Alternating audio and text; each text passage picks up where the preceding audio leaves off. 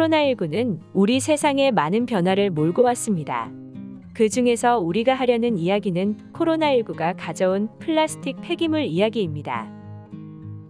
개인 위생에 대한 인식이 강화되고 비대면으로 음식을 배달시켜 먹는 일이 일상화되고 온라인 쇼핑 증가에 따른 상품 포장으로 인한 플라스틱 사용량이 폭발적으로 증가했습니다. 환경부 자료에 따르면 2019년 상반기보다 코로나19 팬데믹이 시작된 2020년 상반기는 15%나 상승하게 되었습니다.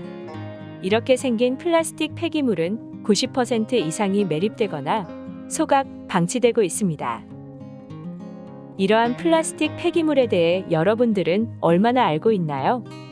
또 여러분들은 플라스틱 하면 어떤 생각부터 드십니까? 카페에서 음료를 사면 사용되는 일회용 플라스틱 컵, 마트나 편의점에서 물건을 살 때 구입한 물건을 담기 위한 비닐봉투, 다양한 물건들을 싸고 있는 우리가 흔히 비닐이라고 부르는 것도 역시 플라스틱의 일종입니다.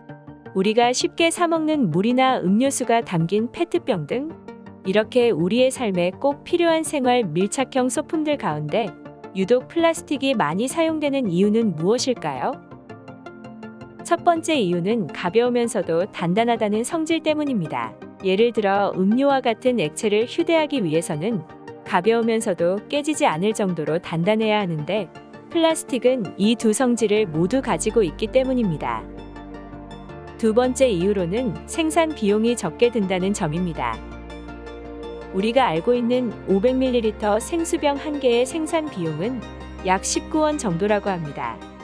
그렇다면 이렇게 편리하고 널리 쓰이는 플라스틱이 왜 문제가 되는 걸까요?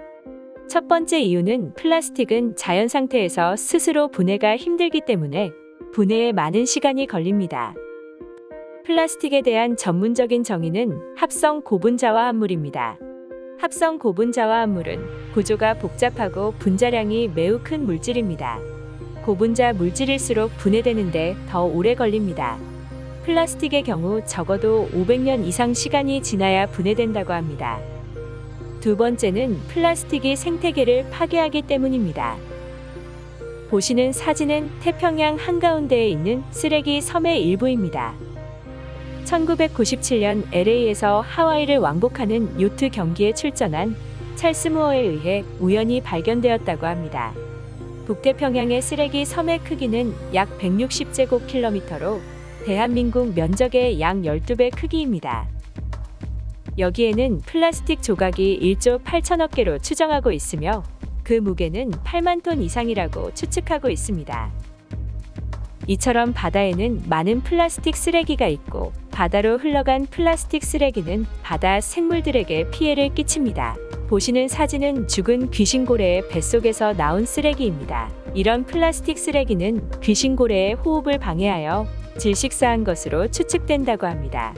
이 사진은 바다거북의 몸에 플라스틱 그물이 엉켜져 있는 것을 발견하여 구조한 장면입니다. 인간이 버린 쓰레기에 의해 고통받는 동물들의 사진은 가슴 아픈 일이 아닐 수 없습니다. 버려진 플라스틱이 동물에게만 피해를 주는 것은 아닙니다. 인체에도 해로운 영향을 주고 있습니다. 플라스틱을 투명하게 만드는 데 사용되는 비스페놀 A는 인체의 호르몬 시스템을 파괴할 수 있습니다. 그래서 각종 암의 발병 확률을 높이며 정자수 감소, 비만, 기형아 출산 등의 위험도를 높입니다. 플라스틱을 유연하게 만드는 DEHP라는 물질은 발암 물질로 의심된다고 합니다.